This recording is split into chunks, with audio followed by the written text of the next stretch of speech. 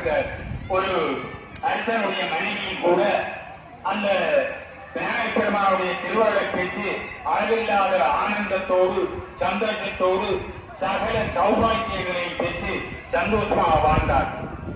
எல்லா தெய்வங்களையும் நாங்கள் வழிபடாவிட்டாலும் எங்களுடைய சமயத்திலே சொல்லப்பட்ட சைவம் சாத்தம் வைணவம் காணாபத்தியம் கௌமாரம் கௌரவம் என்று சொல்லப்படுகிற இந்த பிரிவுகளிலே வருகின்ற சீனி முற்படி கீதனில் பிள்ளையார் கோயில் நிற்கிறோம். அச்சிவன் உலகில் அச்சனு போய் செய்த அதிதீரா என்று அருளநாத சுவாமிகள் பாடியிருக்கின்றனர். அந்த பரமேஸ்வரன் முப்புறங்கள் காரகாக்கன் கமலாக்கன் பித்துன்மாரி என்று சொல்லப்படுகிற மூன்று அசுரர்களும் பொன்வெளி இரும்பாலி செய்யப்பட்ட கோட்டையில் இருந்து ஆட்சி செய்தார். அப்போது அவர்கள் சிவருமான இடத்திலே பலத்தை பெற்ற காரணத்தினால்தான் அந்த பேச்சை பெற்றார். இன்னைக்கு வந்து அந்த பராகாரிய பாருங்க அப்படி அந்த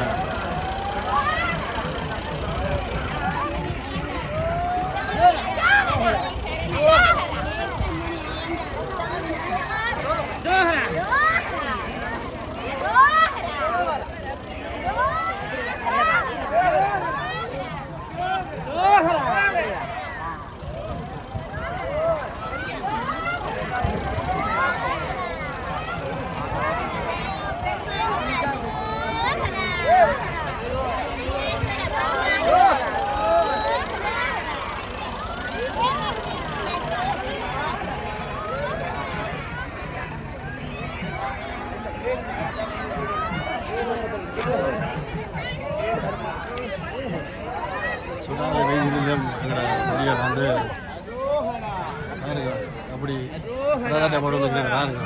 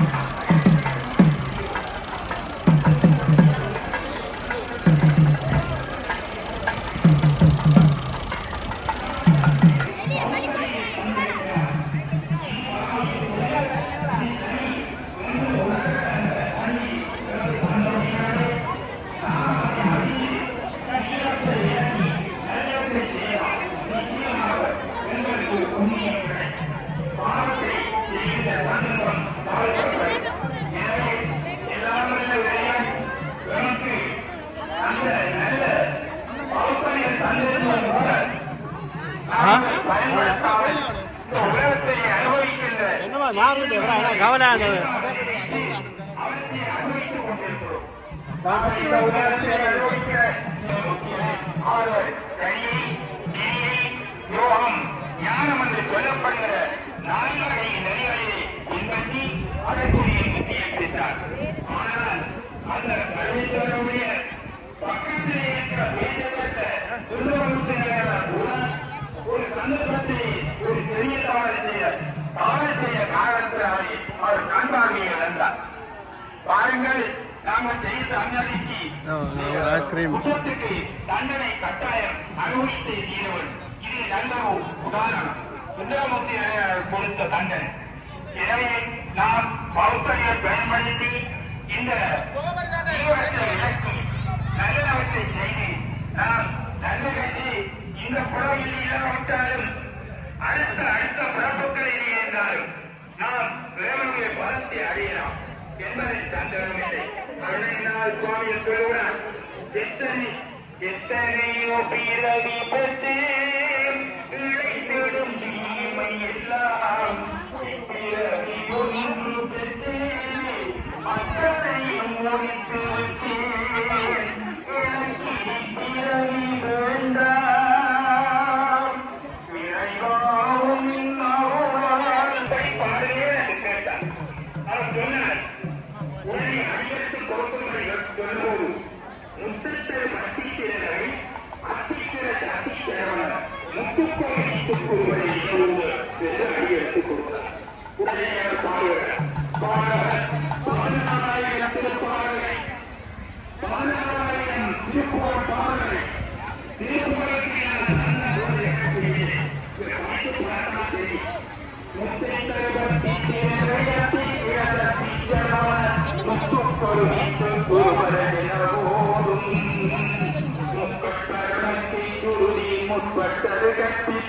இருவரும் 30 முகத்து அமரர்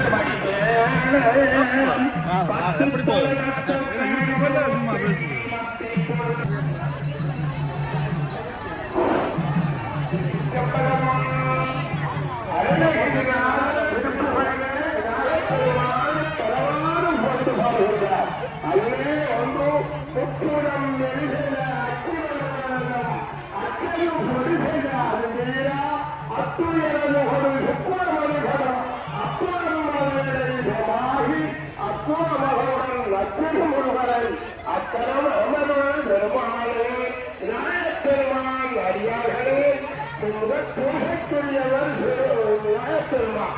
அதாவது நியாயப்பெருமான் ஓமந்த உலகத்திலே இருந்து என்றைக்கு உதித்தாரோ அன்றைக்கே முகமது பெரும்புலாய பெருமான் அவருக்கு பதி என்று சொல்லப்படுகின்ற முகமது பெரும்புலாய பதவி அதிகாரத்தையும் கொடுத்து அன்புக்குரிய மகளே இன்று வரைக்கும் யாராக இருந்தாலும் அவர்கள் எந்த கர்மத்தை செய்தாலும் அவர்கள் உண்மை முதல் பரம்பரை நட்டு வருகிறார்களோ அவர்களுக்கெல்லாம் அவர்கள் செய்கின்ற கர்மங்களை எல்லாம் நிறைவேற்றி வைப்பார். அப்படி உள்ள வழிபடாமல் யார் செய்கின்றார்களோ கர்மங்களை அதையெல்லாம் தடை செய்வாயாக என்று சொல்லி இதனை எல்லோரும் சர்வசமைத்தவர்களாகிய நாங்கள் அறியும் போட்டு பின்தரமான ஒரு இருபடியாளரையும் எங்களுக்கெல்லாம் சொல்லி காட்டினார். முன்பு ஒரு காலத்திலே தாரகாட்சன் கமலாட்சன் வித்தியில் மாறி என்று சொல்லப்படுகின்ற 3 அசுரர்களும் ரமதேவரை நோக்கி பெருந்தவத்தை செய்து பலங்களை பெற்றவர்கள். பெற்று இரும்பு வெள்ளி ஆகிய 3 கோட்டைகளையும் அமர்த்தி அதற்குள் பெருமான் இன்று தேரிலே எழுந்தருளி இந்த ஆலயத்தில் தெற்கு பக்கமாகவும் மேற்கு பக்கமாகவும் வடக்கு பக்கமாகவும் கிழக்கு பக்கமாகவும் எழுந்தருளி வருவதன் நோக்கம் என்ன?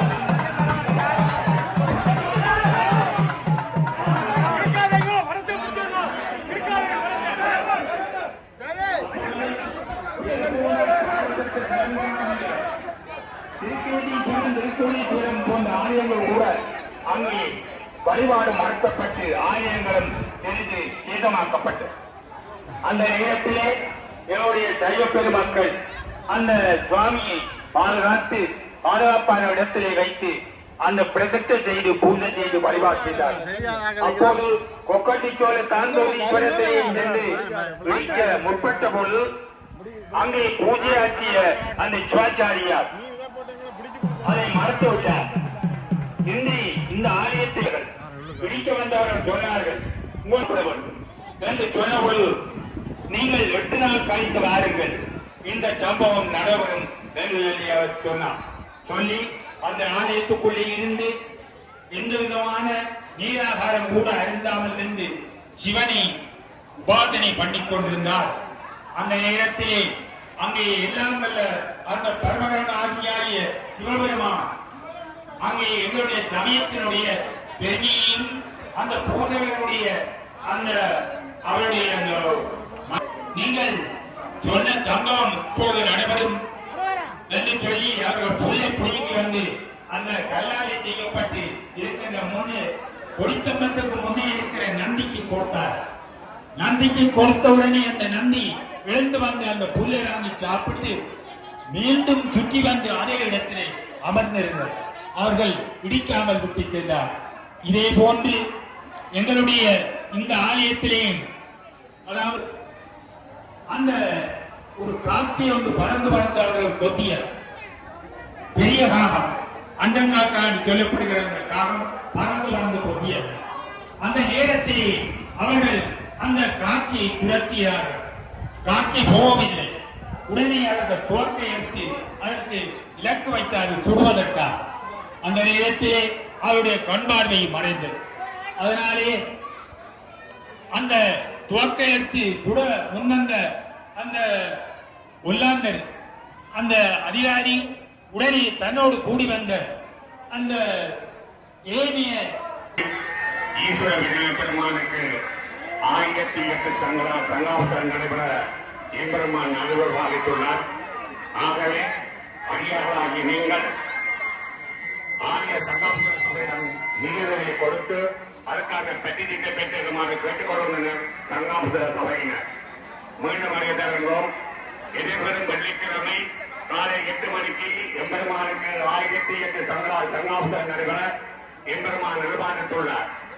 ஆகவே நிதி வழங்கும் அடியார்கள் ஆலய சங்காவசர சபையினர் நிதியினை கொடுத்து அதற்கான பெட்டிதிட்டை பெற்றிருக்குமாறு கேட்டுக்கொள்கின்றனர் சங்காவசர சபையினர். நன்றி, வணக்கம். இந்த சங்காவசர சபையினர் வீடுவழா சென்று காற்று சேர்க்க வசதியினம் ஆக இருந்த காரணத்தினாலே அவர்கள் இங்கே அதாவது முன் கொட்டகையிலே இடதுகை பக்கத்திலே அவர்கள் மேஜை போட்டு இருந்து நிதி சேகரித்துக் கொண்டிருக்கின்றார்கள். நீங்கள் சங்காவசர அந்த அபிஷேகத்துக்கு நிதி ஒடுக்க விரும்புபவர்கள் அங்கே சென்று அந்த அமர்ந்திருக்கின்ற அந்த அடியோர்களிடத்திலே பணத்தை கொடுத்து பட்டி சூட்டை பெற்று எம்பெருமான் அப்படியே ஃபினிஷ் பண்ணி விடுறதுக்கு